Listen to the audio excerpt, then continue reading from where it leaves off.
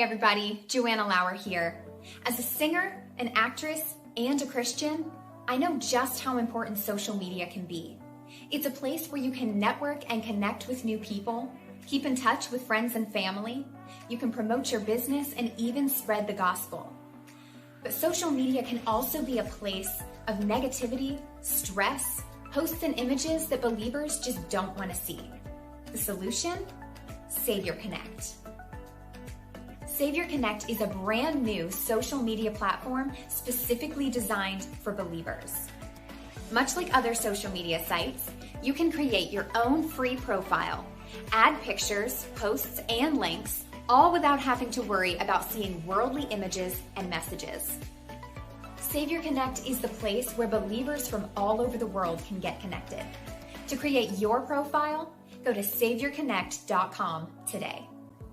Savior Connect, the Christian social network. Hey, what's going on, everybody? How you doing? Welcome to another segment of the Music Industry Makeover. Hey, thank you all so much for allowing us to be a part of your Thursday night. Yours truly, DJ Ronnie Ron, D-Ray the producer, and DJ Jesus Beats. We're on deck tonight. Hey, fellas, how's things going with you? Man, we are live and in living color. Okay. And ready to talk a little bit. What's going on, Mr. Brown? Good to see you. Hey, Mr. Brown, how you doing? Hey, they're on the west side in Vegas, I believe it is. Yes, it's been a minute. And, yes. And my Steelers aren't doing too good, so I ain't got a whole I ain't got a whole lot to talk about right now. Hey, well, as Curtis Blow would say, these are the Braves. Yeah, we breaking up, and breaking down. Yeah, you're right. Hey, well, at least I know these cowgirls got the big head or something. They got the mega mind this whole week from the doggone Eagles. Win, right? Oh, they gotta win. If they gave out the Super Bowl trophy in September and October, the Dallas Cowboys would be the winningest team. Yeah. All right. Yeah. Oh, that's right. The Bay Area. My bad. Yeah. See, it's been a minute, Leo. Right. Hey. But I just know you're on the west side. No. Richmond, California. Richmond. Yeah. Bayside, Virginia. Bayside High School. Not to Yes, but again, hey, we're gonna take your questions and comments as we talk to you about some music industry news going on and things like that, and give you some marketing and promotional tips, and just just keep you informed, and hopefully again, we want to see you win as an artist and take your craft to the next level. But that all depends upon you as the artist, the individual. You got to invest in yourself. Simple as that. All right. So. Oh man, look, we again, thank you to all the advertising and sponsors out there. Go visit the musicindustrymakeover.com and see everything that we got going on. And hey, let's help take your music career to the next level through marketing and promotions as we create the platforms and control the exposure, because that's what we do. All right. Hey, we just want to put it in front of you. Now it's up to the consumer if they like what you are putting out. So he's talking about his Cowboys. The Cowgirls are just y'all just winning because y'all got that broke hand Dez Bryant to get a career day. Now, Mr. Brown, you was cool with me until you said that. You was cool. Now Falcons. At least we beat the Giants. Now understand, Mr. Brown, we're gonna be adversaries until about December. Listen, the Cowgirls suck so bad that Bethune-Cookman University could beat them. Any HBCU could beat them right now. Even the Savannah State Tigers could beat them. Right? That's how bad they are. He said Bethune-Cookman. That's my alma mater.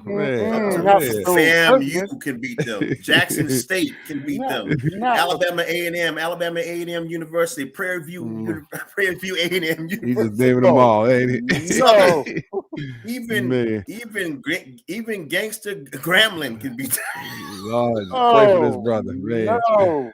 Hey, we just having fun up here. This is what we do. Okay. Hey, football season. We going to lower grade schools also. I mean, even the high school teams could beat them. Yeah, that's right. Let's talk music, like you said. Leo ready for us to change the subject. Yeah, let's change the subject. I'm messing with y'all. I'm messing with you. We're having fun. Man, well, speaking of music, man, for all you streamers out there, because streaming is the thing, and regardless if you like it or not, it is what it is. But But Danny, the research king, man, he found the article, okay, concerning Spotify. All right, and man, and the owner, the creator of Spotify, and his conversation that he had with this young lady, so that was who's an artist and wanted to ask about for streaming, and for his getting paid. Okay, artists getting paid, and so Danny, do you want to paraphrase it? So, or do you want me to go ahead? I'll go ahead and paraphrase it. Basically, the artist brought up to a former executive of Spotify. I guess he's no longer with Spotify, but the president of the company co-signed what he said. They basically got on a conversation about artists streaming royalties and how really they should be, instead of 0.000 whatever, there should be 0.01, a penny. And for the uninitiated, the current Spotify streaming royalty, you got to get streamed like maybe 100 times to make a penny, right? Somewhere around in there. And so the response from Spotify leadership was that any artist who thinks they deserve a penny per stream they're sounding like they're entitled. And I'm going to read to you what they wrote about Spotify.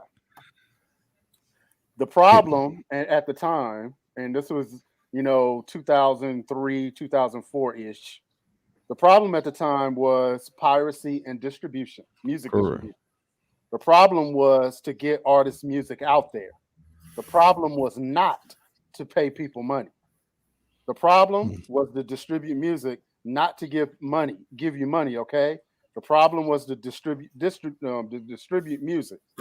And so basically what that said in a nutshell was what Spotify's job is to distribute music, not to pay you. Okay? That's not their first goal. Okay. And so the founder of Spotify, he continued by saying that artists who were not making money were not putting in the work, and if you're not making money on Spotify, he said that basically you're not putting in the work and to stay in continuous dialogue with your fans. That's why you're not making any money. So the people at Spotify feel like that A, you're not working hard enough, and B, if you want a penny per stream, you're entitled. So kind of sound like the plantation to me, but I'm gonna let y'all talk and let y'all. I'm gonna let y'all get that before I go in. Well, the man said that again. It's Spotify's goal was to fulfill a need, was to correct a problem, or so. And said, and just like said the problem is this: Spotify was created to solve a problem, and the problem was piracy and music distribution. The problem was to get get artists' music out there. So they solved the problem of getting it out there through distribution. But again, for as paying people, as he said, now partially, you got to admit he is right on the one thing. Let's just be real. A lot of these artists are really not working hard enough to get this to promote themselves, to push themselves out there, to build that fan base either. Okay, so I agree with him on that. I mean, I want to say all of them are doing it, but a good majority of artists are not working hard enough. And so he's pretty much saying, in a nutshell, what we've been saying here on the show for years is build your fan base, marketing and promotions. Bottom line. So, but to answer your question, Mr. Brown, why are they in the streaming business? They're in the streaming business because the record industry was about to tank due to piracy. Because if you think about it, at the time, we're talking about the age of Napster. We're talking about the age of file LimeWire. Good gracious! How many of us, if we're truly honest, gave our PCs the computer equivalent of a venereal disease trying to download LimeWire? Because you know what I mean, and we crashed the hard drives. But that was, and so what they basically are saying is they created something at the behest of the major record labels. They didn't create it at the behest of independent artists or artists themselves. You know, they were a corporate solution, right? Mhm. So, yeah, go ahead, DJ. No, beats. No, go ahead. Yeah. Oh, for me? Okay. Yeah. Well, I think for me on when reading the article and getting a better understanding of it, I think there was error on both sides of the coin. The artists, sometimes you got, now the artist, I think there's nothing wrong. The answer is no unless you ask the question. So she's okay with that. But I think where she went too far was to still like almost feeling entitled to say, well, we should get paid a penny. And then, of course, where the Spotify executive made a mistake at, I mean, he told the truth, or he told what he believes that their company is about. But where he kind of made a little mistake at was letting his personal feelings get into the way of berating the artist instead of doing the education on why they pay at that amount, because it's a federal government is involved when it comes to how they pay streams per stream. And so, but I think there's a teachable moment in this between both sides. And I always err on the side of the artist and get artists to understand that if you are in the business of making music, you are working hard to produce your music. The problem that most artists make the mistake on is feeling entitled that they should get paid this astronomical amount for a streaming service that doesn't care about you. All they care about is making money from the customers. They're not gonna win. There's not gonna be a windfall for you artists. So artists, you gotta do your part to market yourself even better and stop relying on the streaming services to pay you. They're not going to pay you that much. Heck, even internet radio don't pay you that much. No. Right. I mean, it takes 5 years for you just to get $80. So wow. Yeah. And wow. But so yeah. Go ahead, bro. No, I'm sorry. No, you good. You good. I was just saying that, but it's just, I understand artists want to get paid. You want this big payout. It's not going to be from the streaming services, because the companies are about making money for themselves. They're about trying to build their own empire. So you as an artist, where do you stand at? Well, do you have a website? Why don't you have a website? Why are you not selling your merch on your website? Why are you not directing your traffic to your website? Okay, I can answer that, and that was part of what I'm not gonna necessarily say I'm gonna push back a little bit, but let's just talk about how I blame Spotify for it all. The Taylor Swift situation was, and for those of you who don't know, the Taylor Swift situation came about a few years back when Taylor Swift decided to pull all of her music off of Spotify. Why?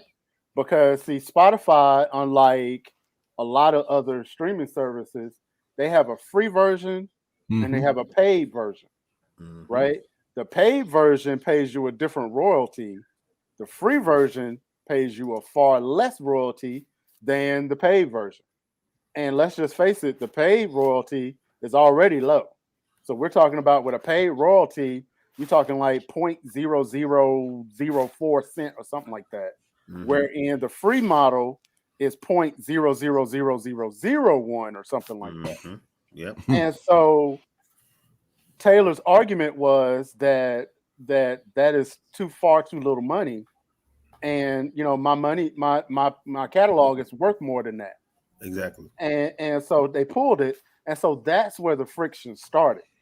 Spotify has never fully been transparent with their royalty rate. Even those of us who are research kings, those of us who have degrees in it, those of us who've done market analysis and research, all that stuff, we still don't know what Spotify's royalty rate is, because a lot of their inner workings and their finances aren't transparent and open to the public because they're not an American company. Exactly. Almost all companies are not American except for possibly Tidal, I think, which was at the time was owned by Jay-Z. Tidal is still a Swedish company. Wow. The only company that right now is based in the United States is Apple Music. Pretty much. And that's the only one. Everything else, and Pandora. Now, I'm glad you mentioned Pandora. Because let me tell you about what Pandora. See, Pandora was the official, very first streaming music service. Facts. Pandora found a loophole into not paying the artists. Yep. It's the American way. So all you artists out there that got your music on Pandora, let me tell you how Pandora hoodwinked all of y'all that had music on Pandora back in the day when I used to find like Lecrae's music and everybody. They went and bought a low power FM radio station somewhere up in North Dakota, South Dakota, somewhere up there in North Dakota somewhere. They bought an FM station. They found a loophole around it. Buying an FM station gets you out of the legality of paying per stream and royalty rates, which is why, terrestrial radio. So now they're pretty much a terrestrial radio distribution music streaming service company, which means that they can play all y'all music without having to pay y'all barely like chump change. Under the bare minimum. So that's wrong. But it's wrong. But if you know law and you study law, you can find loopholes into the law system, and it will benefit a windfall for them. I'm not mad at them for the hustle. Right. I just feel like I personally believe artists should get paid a certain amount for stream. But unfortunately, what y'all have to realize, like most of these, like you said, like D-Ray already said, almost about a good chunk of the streaming services companies out there that we work with, like even StreamYard and all of them, are not American based. Not American. Nope. So they're streaming in the UK or Denmark, some other country where they don't have to pay the American rights that we do. That we have. They don't have the rules like we do over here. And to further complicate things, the easiest thing for a lot of people to say is, okay, create your own website. Drive traffic to your own website. The problem is that if you have an iPhone, you can't set up your own music store and have that song play and pop up on your iPhone without having to go through the iStore or go through your home computer. Correct. You can't do that. They don't let that's proprietary software that they don't allow you to do. Now you could do that with a Google or Android phone, where you could go to a website, buy a song, save it on the SD card of your phone, if you're that tech savvy. But you can't do that with an iPhone. So what that means is that, once again, it goes back to analytics. If you're looking at your analytics and you see that most of your people are listening to you on Spotify, on Apple Music, but they're using a phone to do it, 9 times out of 10, they're not going to go to a website. So what do you do is what's now being created, like we've talked about before, Spotify is creating their own websites now for artists, that you create your own Spotify page. You create your own Apple Music page. You create your own Amazon Music page. And so all of these pages are within the platform, that now when you do create your one-page jump page, basically it's just going to be a thing of links. It's like, okay, you listen to Amazon Music, click this link and go to my track. You listen to Tidal, you full Tidal, okay, listen to this, click this. You listen to Deezer, great, here's where to go. That's where we're heading. And a lot of these other platforms, even Pandora, I might add, are now creating integrated merch sales on those web pages, so that you can drop ship your merchandise. That's good. Within the web page. So technically, like if you're on Spotify, I forget the name of the merch thing right off, but you can sell merch directly from your Spotify page. You can sell concert tickets. You can sell whatever the case may be and direct them. So yeah, there is more of an opportunity for you to make some revenue. But the main thing is, if you're thinking that you're going to make a lot of money on streams with no fan base, And that's the problem. You might need to rethink that, because let me just go ahead and put this in perspective for y'all.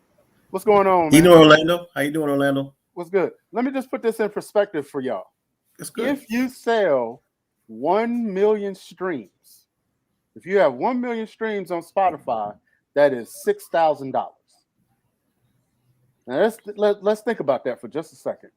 That's $6,000, and that's nothing to sneeze at. Don't get me wrong, but you certainly ain't living the lifestyles of the rich and famous on $6,000. Yeah, you're D-Ray, you're hitting it on the money now, and this is where, you're right. You're actually right. That a lot of these streaming sites now are trying to do what's called a bundle package for you. Right. So they know that right now that CDs are pretty much obsolete of buying CDs anymore. People still have CD players in their cars, but it's really, they're just going to have to, more people are listening to it on their phones, or they're adding a playlist. And so Spotify and Apple Music, everybody's trying to do curated playlists for you, curated on your own radio station. You build your own playlist and listen to your own music that you grow from. And now they're trying to bundle the sales and all that stuff. But here's the caveat that artists want artists to start thinking about. What looks good and what the grass looks green, it will help artists out with those package deals. If you're a beginning artist that needs some help, you don't really feel like doing a Shopify website and all this other stuff and directing traffic. So it will help you. But here's the thing. You got to read the fine print. Get a lawyer, entertainment lawyer, or somebody involved with reading all the fine print on when you get into that stuff, because you don't think that if Spotify has already raking the coals off of y'all music already, they charge for just a Spotify alone. I think the price is like what, $9, maybe $10 a month for just to skip the commercials, the advertisements. $9.99. Yep. So if you do that, and let's just do for giggles, you got almost close to 60 million people that are subscribers of Spotify. So you do the $9.99 times 60 million, and that's how much they're raking in every year. Now, truth be told, they still got to cover ASCAP, BMI, CSAC, and all these other international corporations that deal with music licensing.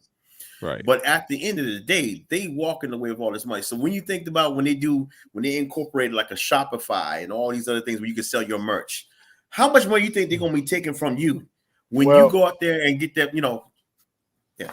I look, brother, and I'm gonna piggyback on that because that's good. Because I had an epiphany as you was talking.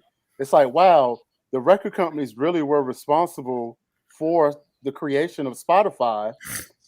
Doesn't this sound like a virtual 360 deal? Pretty much. That's all it is. Don't that sound like a virtual? There you go, Danny. That now it's like, okay, they're going to be making music. They're going to be making money off your music, and now they're going to be making money off your merch because they already know that your fan base. That's where your fan base are. They have basically poisoned the well, right? Everybody now. They don't care about ownership. They care about access. They don't care about CD collections anymore and record collections anymore. They just want to know, I want my music and I want it now. And they know it. Hey, if y'all got any questions out there, comments, feel free. All right. I mean, because again, they're dropping some knowledge for you. And, you're right. Yeah. It's like a 360 deal, pretty much. And I can say without 100% certainty what my man Jesus Beast just said is true. You need to get somebody to read the fine print, because I'm not going to divulge the name of this distributor, but there is a distributor out there that is just like a CD Baby or a Ditto or DistroKid, that if you sign up with them and don't read the fine print, they have the right of first refusal on all the music that you distribute through them. And you say, okay, D-Ray, what is the right of first refusal? Okay, right of first refusal means if somebody wants to license your music for a movie or television or whatever, they have the right to refuse you from making money on your music because you distribute it through them. So basically, the fine print of that distributor is you just turned over your rights to them. Mm-hmm. Right? Yeah. Right. Man. Right. Yeah. I mean, if people ain't paying attention, within this year alone, we have seen almost close to 40 to 50 well-known artists get their masters back after decades. Anita Baker She just got her. been doing music for almost 30 plus years. Finally got her masters back. And why are they fighting for the masters? Because they know that if you don't have access to your masters, then Spotify, Apple Music, Tidal, Deezer, FM, all these different streaming companies. There's more. I mean, there's like thousands of streaming companies. You know, we only know the big four, but Right. there's like there are thousands that will stream your music all across the globe. There are people in other countries that get to hear your music on those platforms because they're much popular in that country than just Apple Music or Tidal or Spotify. So just think about that. If they have access to your masters, they can do what the heck they want to do. Aaliyah's family right now is fighting. They're fighting with Apple Music and Spotify because everybody's so excited because they saw Aaliyah's library added on to all these streaming services. Mm-hmm. The family is like upset because they want control of the masters. They don't have control. So now, while all of us, everybody who's listening to One in a Million or all her other albums, guess who's getting the money? Spotify, not the family. Because why? Because not Spotify don't own the masters, but whoever owns the masters is getting, they have the legal right. And then with this R. Kelly situation and her name is brought to light and things, that's adding folks out of curiosity who may not know about her. Hey, streaming music, that's more money. And if I can piggyback once again on what my brother said, I don't know if y'all can see this number because my glare, but the number said $2,672,681. No, $2,672,681,550. What is that, Danny? That is how much Spotify has made this year alone.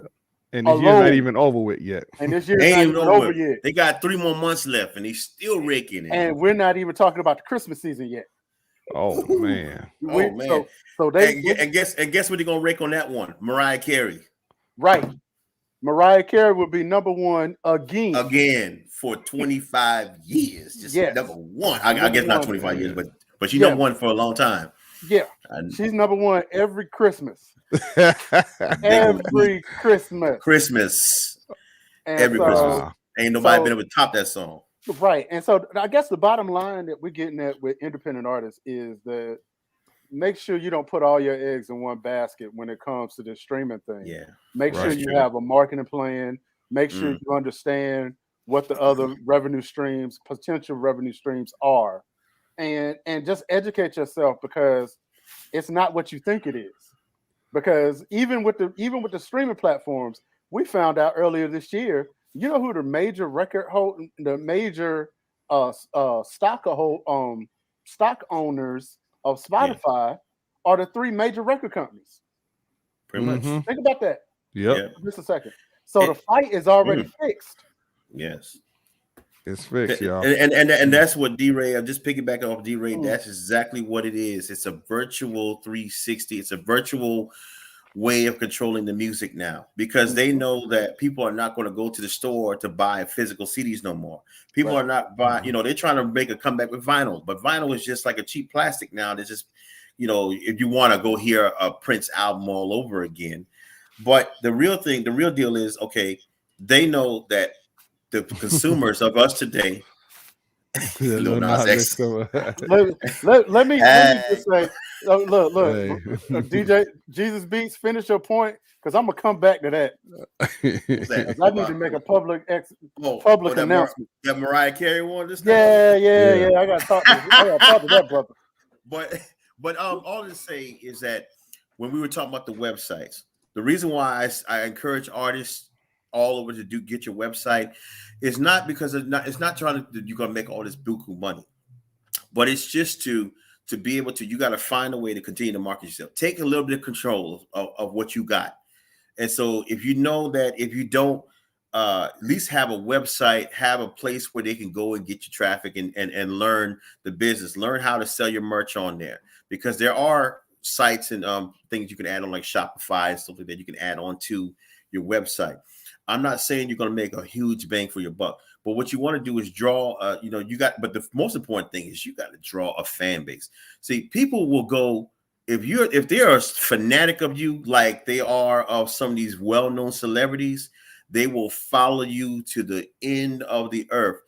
Kanye West, with his ugliest shoes and sweaters and homeless t-shirts that he makes that looks like a hobo from I don't know, but it's just like, but people will go and buy the ugly melted down ice cream shoes, and it's nothing but Chinese cheap plastic. That's all it is. It's the Chinese that he gets a wholesaler from in China, because we get them from over there. When I was overseas in South Korea and Japan, we get all that stuff from the Chinese. All them Air Force Ones and Jordan job, these kids be wearing nowadays, the people be wearing, all that stuff come from China, man. You can get that for $5, man. We get it for $25 over there in South Korea, and it's the real stuff. But other than that, it's just about learning your business, learning your craft, study, and try to figure out how can you market yourself to where you don't have to rely on the streaming services. The streaming services are there as a tool. Okay, are we looking for real fans, or are we looking for real artists? Okay, go ahead. Yeah. Well, the thing about it is, as an artist, you have to build a fan base. I don't really care if you're Christian, you gospel singer quartet, you have to build a fan base. Lee Williams and Spiritual QCs is the most popular quartet down here in my area. Yes. All right. When he was alive, rest in peace. Yeah. Before COVID, Lee, when they had a concert, almost close to about 5,000 people came out to see this old man who stands up on stage, don't even move, but they love his music. People will come to them, but you have to build a fan base. When they had merch out there for them, all the CDs from Malaco Record CDs and stuff, like all that stuff. That stuff was gone within a matter of 45 minutes when they showed up at the table. And I witnessed them because I was like, wow, man, because they had suitcases full of CDs coming out. I think it must have been almost close to 800 CDs. They were all gone by the time it was like 40 minutes into the set. And that's how, but when you build a fan base, people will support you financially. So a lot of times I think we're in the Christian side.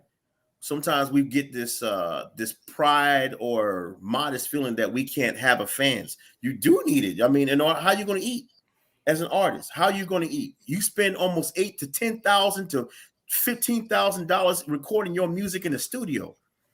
Put all that hard-earned money into that. Your wife or your husband is mad at you because they're trusting in this blind faith that you're going to make this money back. You said blind faith.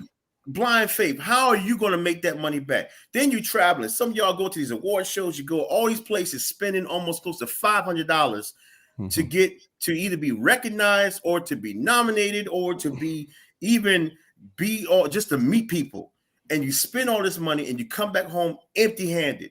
Then your husband, your wife is looking at you like, well, what did you bring? I got Artist of the Year. But what did you bring? We got bills. Then most of us work a full 9-to-5 job. I mean, a lot of us are working hard time, man. That's right, Andre. Yeah. Derek Meyer tweeted that the other day that artists may want to get a job while they're trying to put out music. That is true, because as a DJ, I work full time. I wish I could do this full time like some of these other DJs. I work at a voter registration office for 15 years. Now 15 years and received multiple promotions, but if I quit my job, man, I ain't got nothing to eat. How am I gonna eat? I ain't missing no meal. But I mean, all that to say, I'm sorry if I went on a tangent here and there, but it's just it was on point. It's on point. And the thing about man, where do I start? Or Orlando, I'm gonna save you. I'm gonna say that Mariah thing for last. No, I'm not. I'm gonna start. So go start it. Mariah Carey had a #1 hit every year of the 1990s. Mm-hmm. You go back and think about that for just a second, right? No. You asked for this. You're just like one of those artists that said Drake is the biggest selling artist of all time, and his total count is 200 million, and Michael Jackson could catch him in one record. Man. Let's not even compare. Listen, Drake had more hits on Degrassi, and I'm still watching that episode of Degrassi: The Next Generation than he had on his music. Look. As Jimmy in the wheelchair. Right. This is and Mariah Carey ain't never had to do no blood shoes, no devil shoes to get sales. Right. So, but I mean, but all jokes aside, when you're talking about real fans looking for real artists, a real artist needs real fans, period. And the only way to do that is you got to know your why, like we always say. You got to have a plan.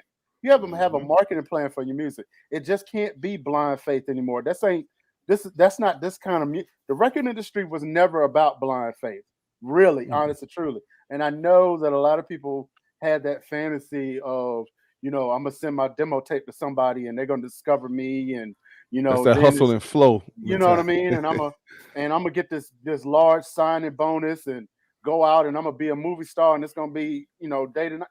It's really not like it. Really wasn't like that then. It's certainly not like that now, right?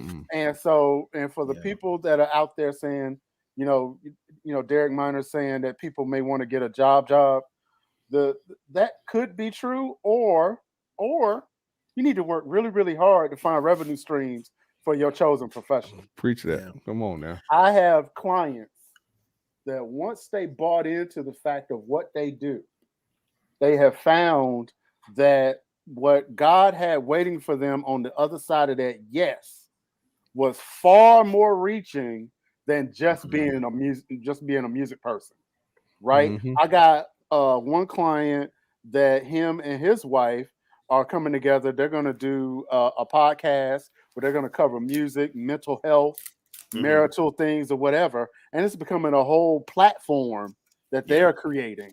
I got another client that she is starting a radio show. She's doing a bunch of other stuff. And so when you start talking about job, we got to eat. We got to work anyways. We got to work.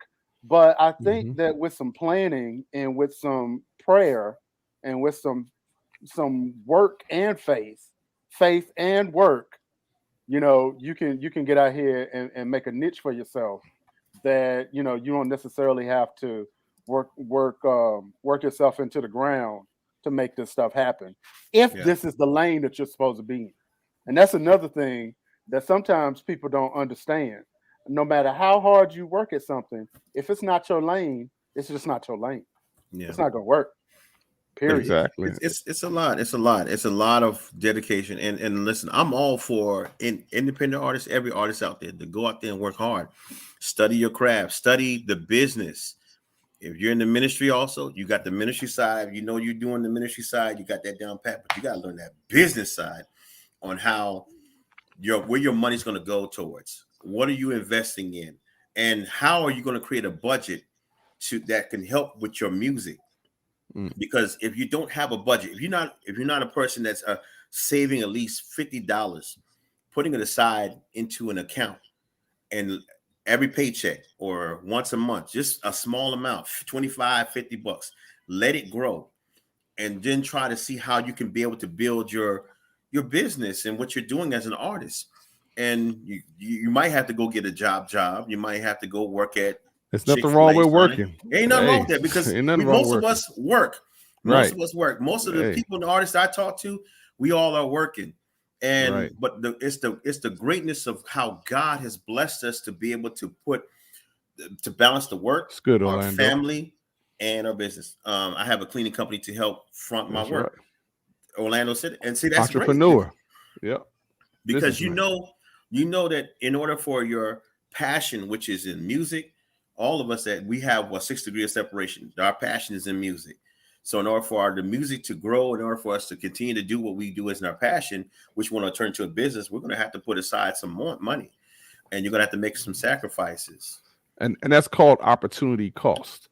All right. Okay. Again, you spending money on something that you could be spending money elsewhere or whatever. So look at this, again, what's your drive? What's your why?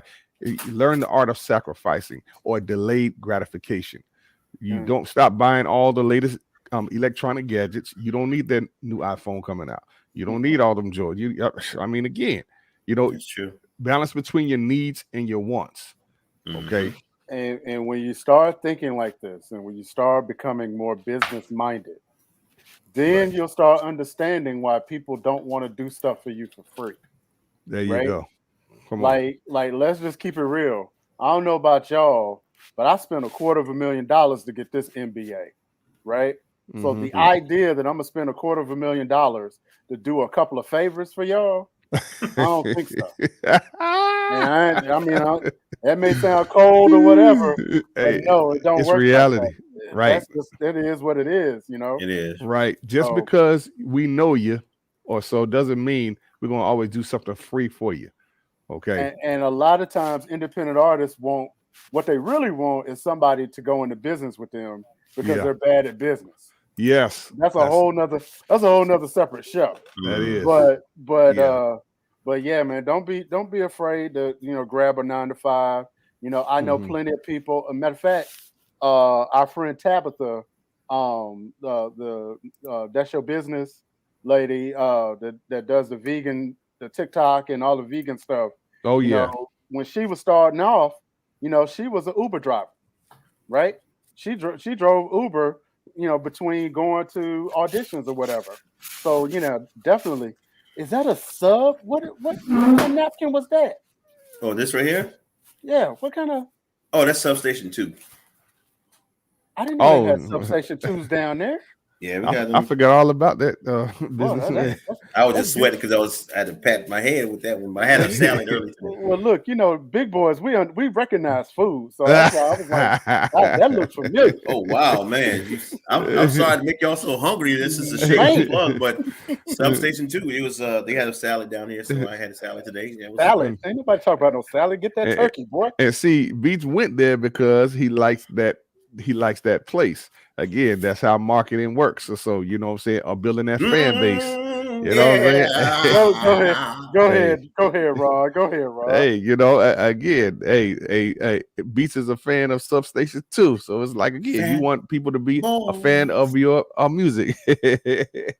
Awesome. Again, the music industry makeover, y'all. Hey, we drop some knowledge to you. Hey, I want to go switch gears here. Man, hey, they're bringing back a classic. Okay. What's that? Hold on. Let's see. Mary says, hi. Do you guys hear about Amy Grant movie coming out regarding CCM and her interview? And it's $1 billion business for them. We have got to work together better. The movie, I believe, comes out tomorrow. CCM. Here's what we have discovered in our trials and tribulations with our brothers in CCM. Mm-hmm. They got their issues too. Okay.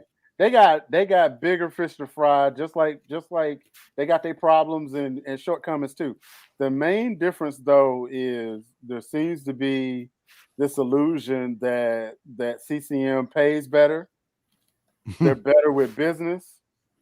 But it's definitely some shade going on over there as well. So, and I'm curious about Amy Grant because she's one of those artists that kind of have lived in both worlds. She's lived in the CCM world and she's lived in the pop world. Right. So I would really be curious about what kind of story she's swinging for the fences here.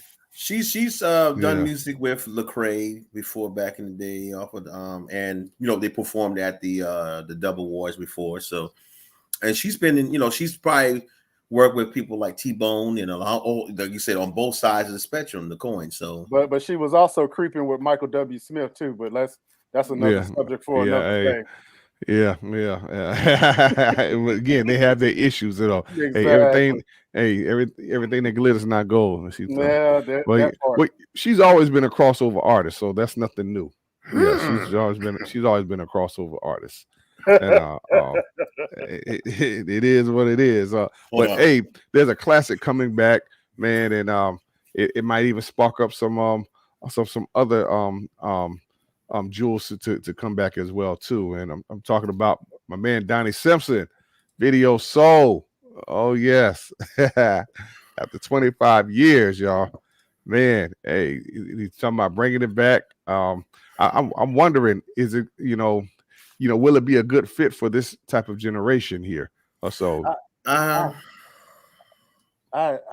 know what? First of all, let me just say, go on record as saying, Video Soul was one of my favorite shows of the 80s. Mm-hmm. Likewise, it was one of the reasons why. Rap City really? Coming back too? What? Oh, wow. Man? Okay. It was one of my favorite shows of the 80s.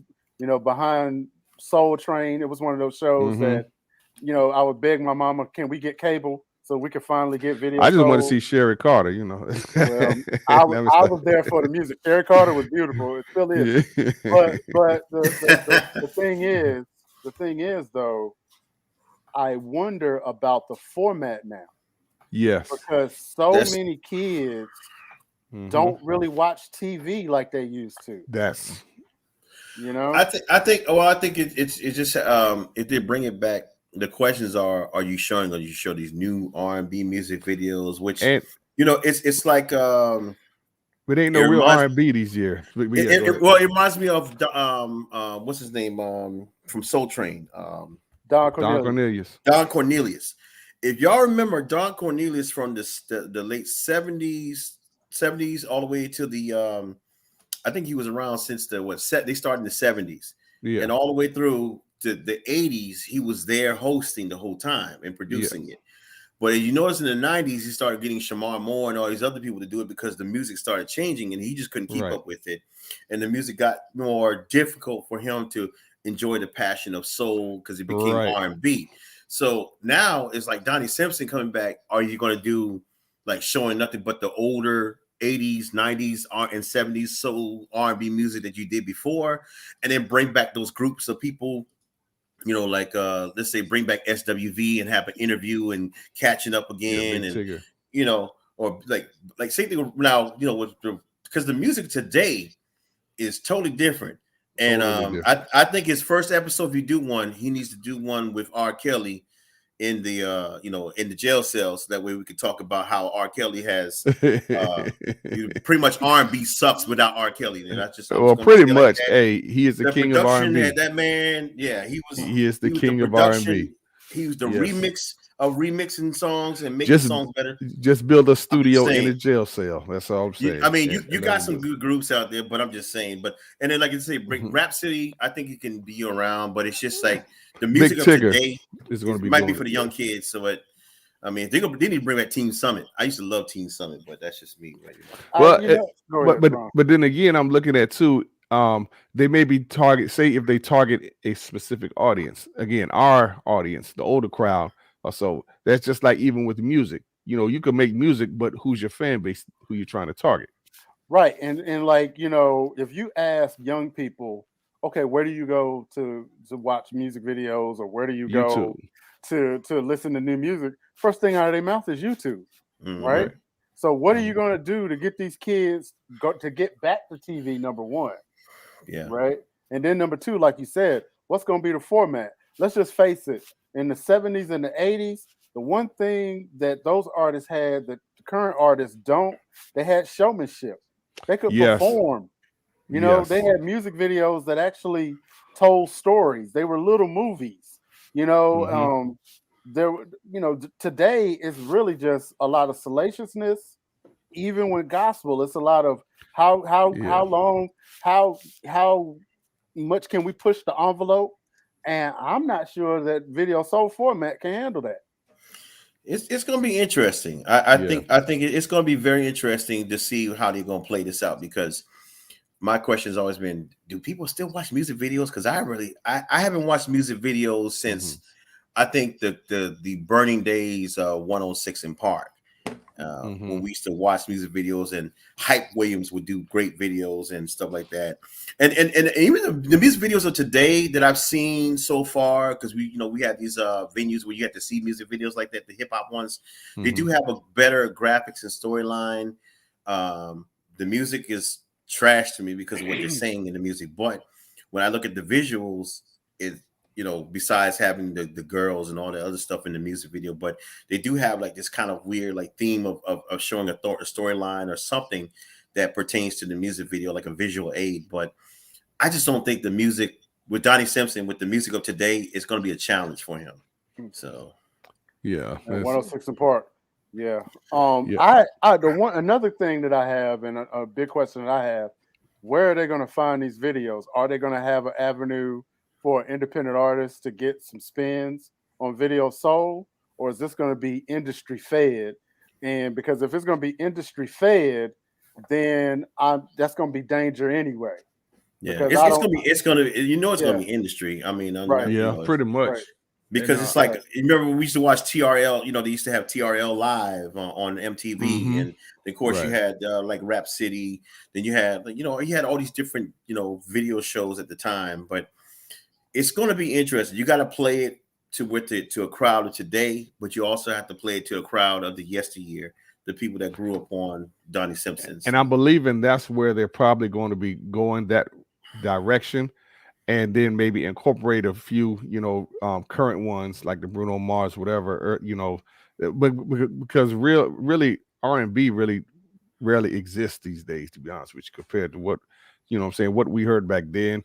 And so I'm wondering if they go that route, which I'm assuming they will. And because again, it's about finding your niche, your audience, because there's some of us that still want, I guess, bring that nostalgic moment. I guess the hip hop videos of today and R&B videos of today is like softcore porn. It's like you just it's borderline, like where you got all that stuff. Like if you ever see a Megan Thee Stallion video or Nicki Minaj, or it's never something where you can say, man, back in the day, we had video vixens. We all know about that, and we know how the videos were. But at that time, it wasn't. They didn't take it to the extreme until Nelly did it. But okay. So I got a little bit of clarity. Crazy.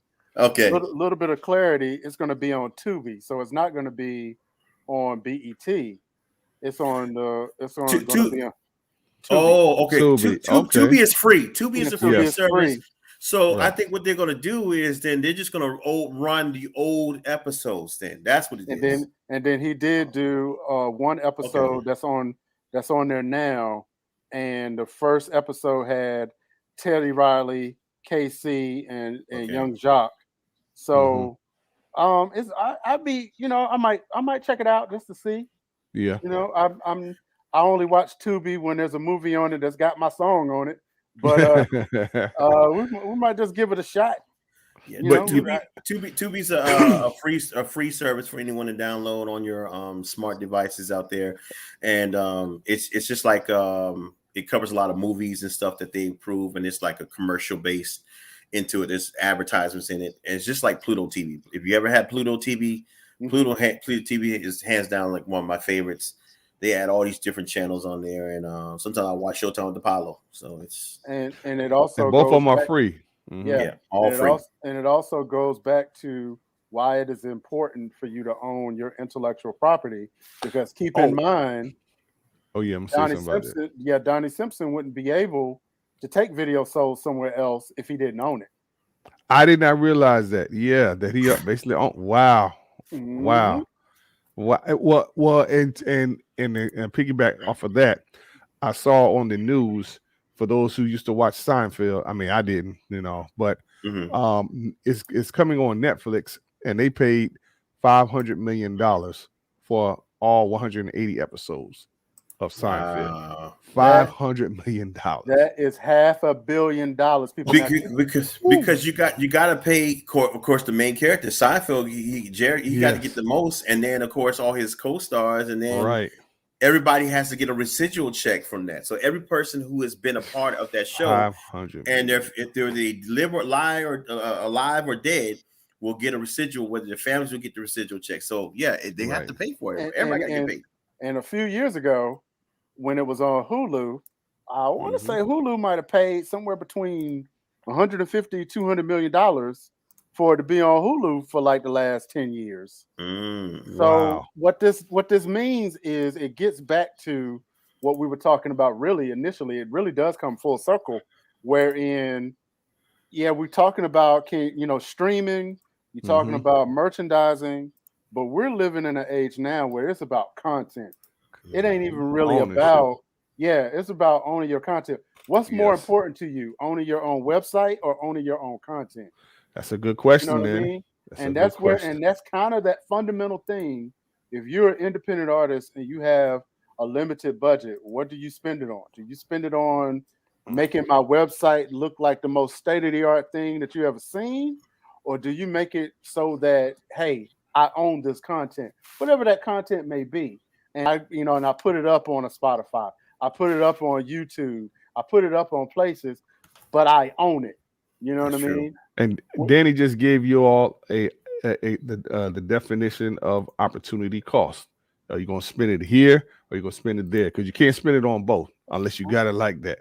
Right. But something's going to give. So that's why you need to make those decisions as an artist. And we live in an age now that even with Spotify, even with Apple Music, whatever the platform that you're looking at, it's about your content and the frequency that you're releasing your content for the algorithm. So if you have an album, is it smart to release an album right now? Not really if you're independent. It's really smarter to release one song every quarter. There you go. To get the ball rolling, and it's all about the strategy and it's all about where we are in the music business right now.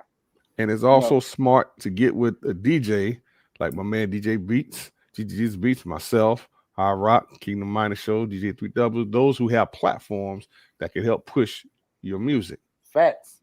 And come with, so you don't have to have a $2,000 or $3,000 Radio One budget. Right. You can have a $200 or $300 internet radio budget that can get you the same kind of traction, can get you some exposure, can get you some streams, and get your name out there. It's just me personally, like it's just about connecting with every single outlet that you can possibly do. And if you learn how to become a great people person, get out the introvert frame of mind. I'm an introvert, but I can be an extrovert at the when I meet people. But you have to take a leap of faith and start meeting people out there, and don't just write people off just because their platform is not big like you think it should be. Thank you. Facts. Speak that. So you gotta. I mean, when we say DJs, I don't want you to think that I'm the only end all be all to get your music to me. Right. I'm just one vessel. There are thousands upon thousands of DJs, and you don't have to just get it to Christian DJs if you're a gospel Christian artist or singer. Get it to the DJs in your local cities who are in the clubs, who are on the radio, who are the bedroom DJs. I mean, if you know any DJ, if he's out there or he or she is out there doing anything, give it to the high school kids who are DJs. Yeah. Give it to the college students who are up and coming DJs. You get it out to every single entity that you possibly can. If you got music, get it to the college radio. Find out if there's somebody there that can play your music on the college radio. Find every avenue. Don't just limit yourself to just, I got to go to the major league heavy hitters first. Sometimes if you start small, it graduates. It's like it grows so big to the point where your name is out there before you even get a chance to sit down and lay your head that night to go to sleep. There you go. Then all of a sudden you start realizing why people are blowing you up and contacting you, say, hey, can we get an interview from you? Can we do this? Can we do that? Just stay humble and just have fun. That's all. There you go.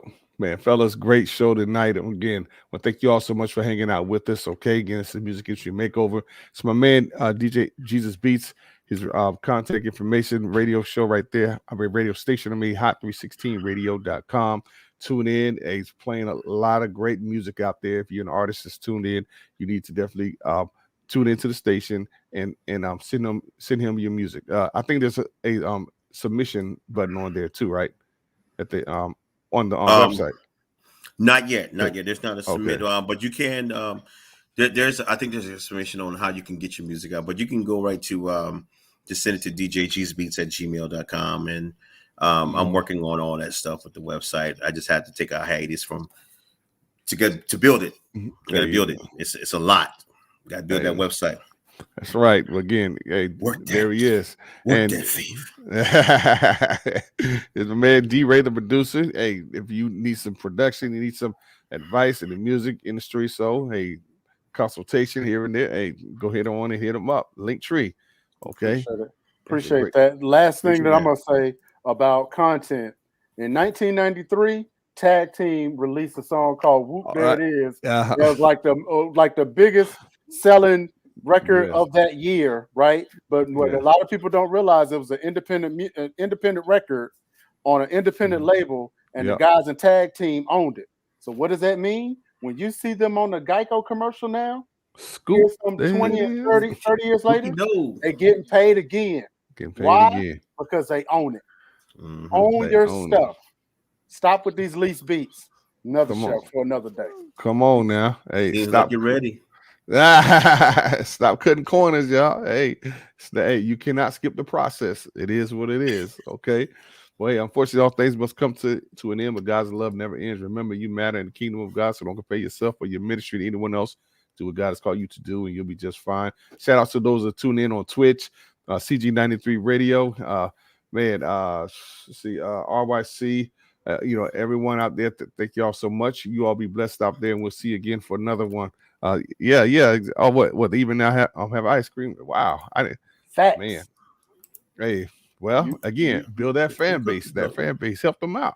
It is what it is. There it is. Scoop, there it is. Yeah. Scoop, Hey, y'all be blessed out there, y'all. Peace.